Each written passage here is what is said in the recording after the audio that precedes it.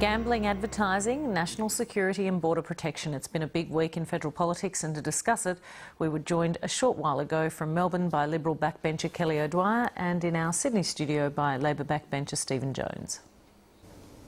Kelly O'Dwyer, Stephen Jones, it's good to have you both with us. Good to be with you. Great to be with you. Now, we learned this week that an Egyptian man who's reportedly a terrorist and a murderer with links to Al-Qaeda arrived in Australia with his family by boat and was released into a low-security facility in Adelaide. He was there for what we understand was at least 5 months before the federal police realised he was actually the subject of an Interpol red notice. Stephen Jones, if I can start with you, how did this man slip through the government's security nets? Well, look, I can't comment on the specifics of the matter, Emma. What I can say is the system did work because he was caught and he is being dealt with. I don't know the individual details of the case. It's why we have ASIO checks. It's why we have several layers of security in matters like this. He was picked up by the Australian Federal Police, and I'm sure most Australians feel comfortable about that. Kelly O'Dwyer, Australia's spy agency ASIO has confessed to a clerical error for having initially approved the man for community detention. Why shouldn't the matter rest there?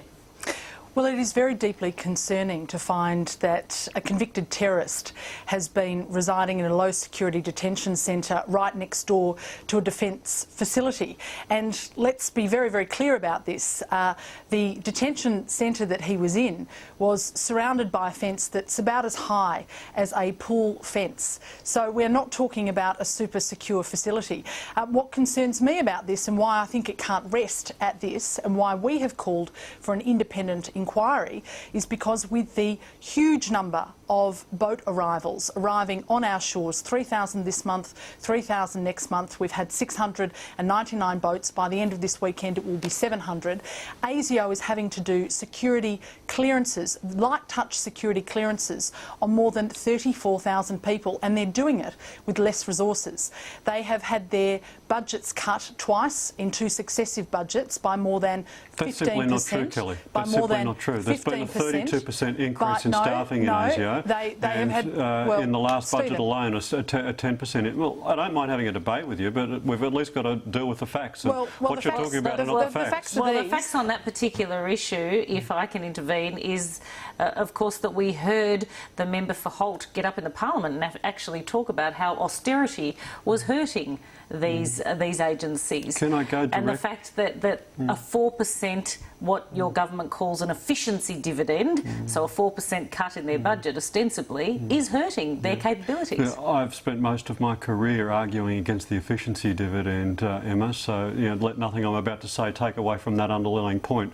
But there has been a 27% increase in the ASIO budget and a 34% increase in the staffing for ASIO since 2007. So far from the picture that Kelly is trying to talk about, it's simply not true. And can I deal with the point made by the member for Holt, who I think did a fine job in replying to the questions in the House the other day?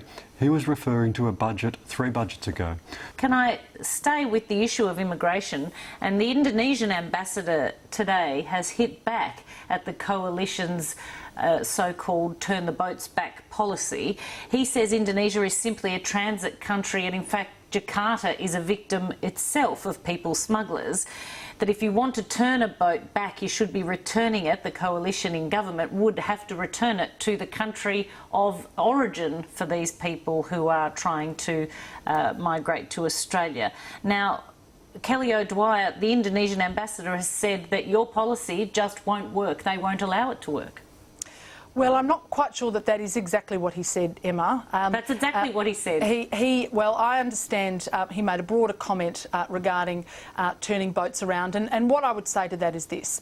We had policies in place before it was dismantled by the current government to ensure that we did not provide a pull factor to people to come to Australia. Can you answer the question directly about turning the boats back and about the Indonesian ambassador's comment? Well, that was part. I was just coming to that, Emma. I mean, there were 3 prongs to that approach: offshore processing, temporary protection visas, but I'm and turning boats specifically asking you to turn your attention back to the turn the boats issue. That's right, and that's the 3rd element of our very successful strategy to actually deal with this very difficult issue, and it will be part of our strategy to deal deal with it going forward.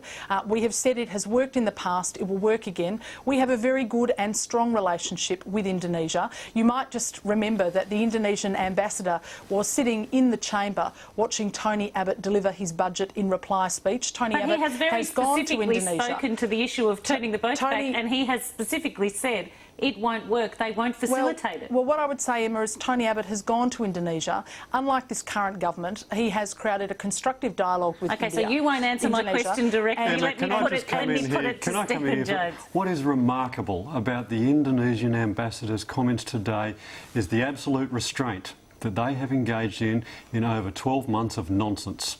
Over 12 months of nonsense from the Leader of the Opposition and the Opposition's immigration spokesperson. Every person who knows anything about this area knows there is no credibility to this third prong, the third leg in their immigration policy, that they will turn the boats around. Because the It actually has happened before. It has to have the cooperation And it worked. of the Indonesian government. And the Indonesians have said, we will not cooperate with you. What is remarkable is the restraint that they have shown, the patience they have shown with the opposition in attempting to get them to have some right-headed policies in this area. What he's actually saying is that if you want a policy that works, you have to return people back to the point of destination. Hello, that's what the Malaysian arrangement is all about. Now let's stay with national security issues, and this week's claims aired on the Four Corners program that the plans for ASIO's new headquarters had been hacked into and, to use some of the language around it, stolen by what was assumed to have been Chinese hackers. Now, Stephen Jones, why did the Prime Minister say anything at all on this subject, given the knowledge that what she was saying was the subject of confidential briefings from ASIO? And I think the Prime Minister is required to answer questions as best she can in question time. And if the question is directed to the comments that she made in response to questioning in question time, I think she gave a very broad answer that the program the night before wasn't entirely accurate and all of the facts weren't entirely correct. Now, I'm not privy to the briefing, so clearly these are questions best put to the Attorney-General or the Prime Minister, but I would say this.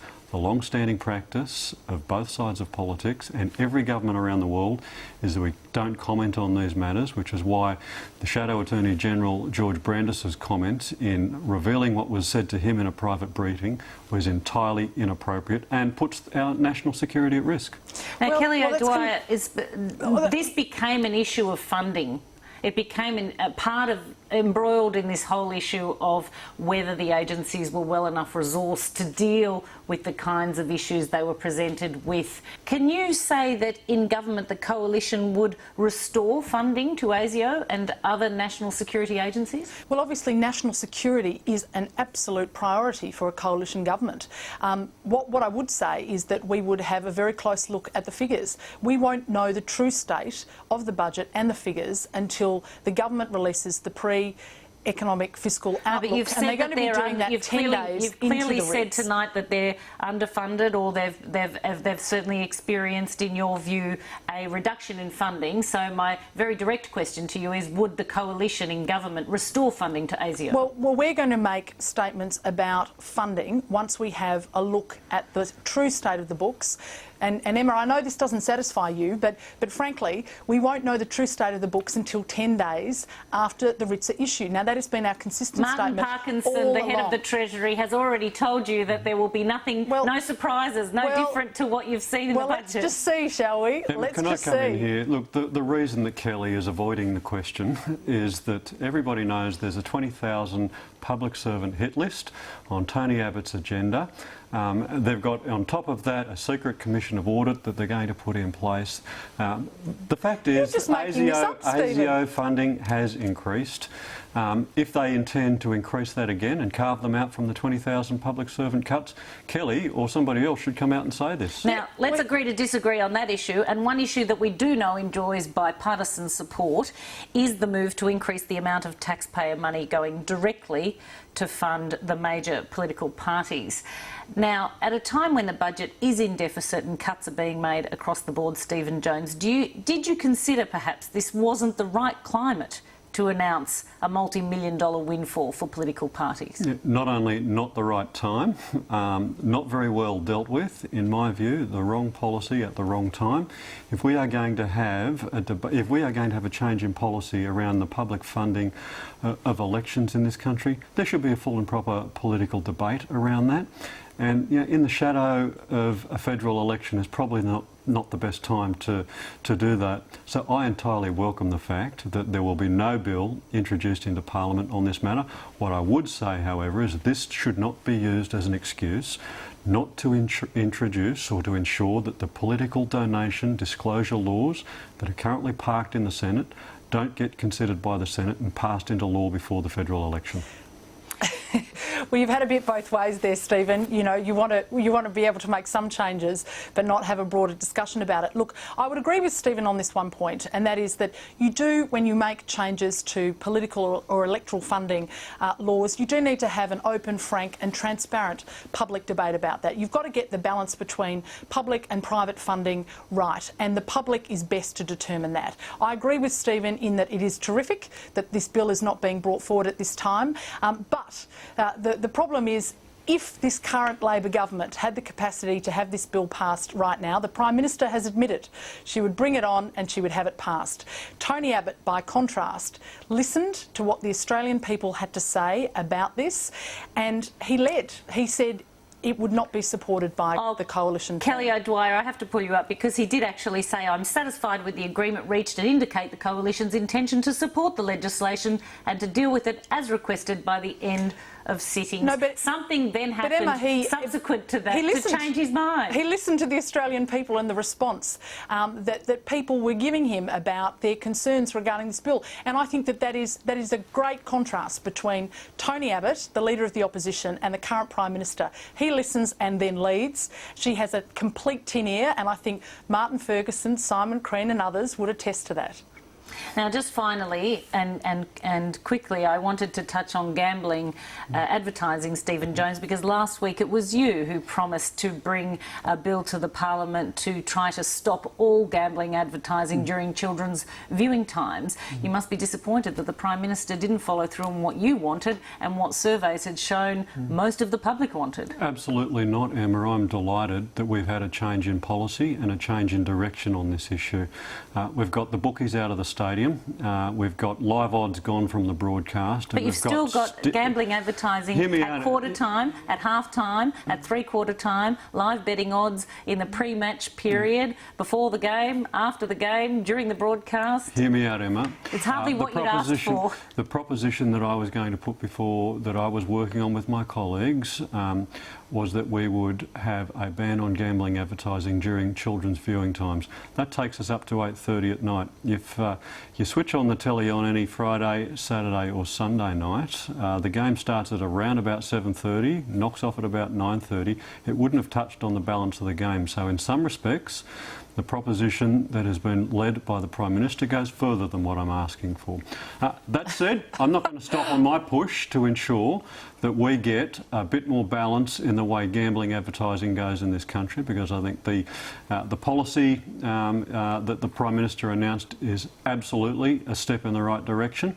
But it doesn't go far enough. If the broadcasters muck this up, then absolutely we will legislate. Absolutely we will legislate. But let me get it clear, you don't think it goes far enough?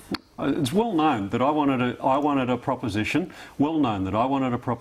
that banned all gambling advertising during children's viewing hours. We've taken a huge step forward. But you'll continue to push for that. The ball is now in the court of the broadcaster, and I know what I'll be saying in the lead up to the 2013 election on this issue. Kelly O'Dwyer, a final word from you on this? Tony Abbott was the first out saying that there is serious community... Just calm down, Stephen. The first out there saying that there was real community concern about live betting during sporting programs and particularly during children's viewing times. And he said that it needed to change, and he called on the broadcasters to do just that, to enter into a voluntary code.